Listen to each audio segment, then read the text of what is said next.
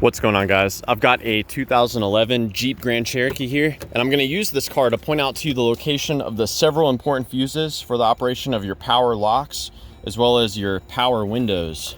So all of these can be found under the hood in the totally integrated power module, which is on the passenger side. So we're going to open this up. You push on these two tabs and lift up and it will hinge back. If you choose, you can then yank this right up. It'll pop out, give you a little more clearance. So to start with, we'll talk about the power windows. So number of fuses going on with that.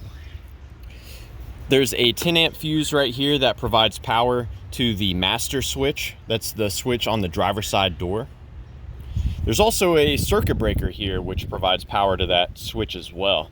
And power from this circuit breaker is also sent to other places through that switch.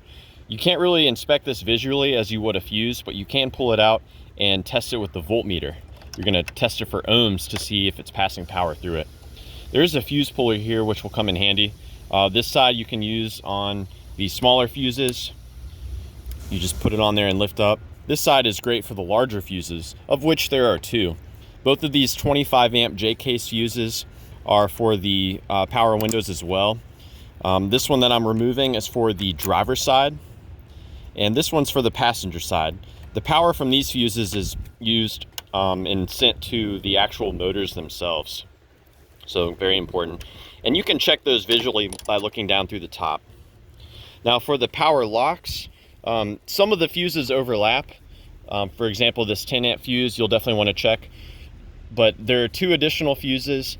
This one right here, that is actually where it feeds power to the actual relays that get engaged when the doors lock or unlock. So power from this fuse ultimately is used directly by the locking motors.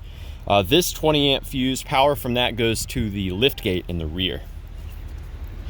So yeah, I hope this info was helpful for you guys. Please be sure to let me know if you have any questions.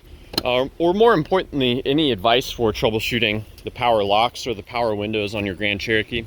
One thing I will say as well, a final troubleshooting step I like to do is, every time you open and close this door, you're flexing the wires in this area.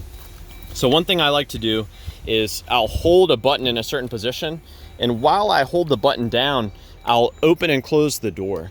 Try to see if there's any position in which it starts to respond. And if it does do that, for example, if it rolls the window up or down, only if I hold the door in this one awkward position, then I might have a broken wire in there that I can start to trace. Beyond that, you may need an enhanced scan tool to communicate with the modules on this thing. With an enhanced scan tool, you can actually command the doors to lock, command the windows to open and close. And that's a good way of bypassing a switch that might be faulty.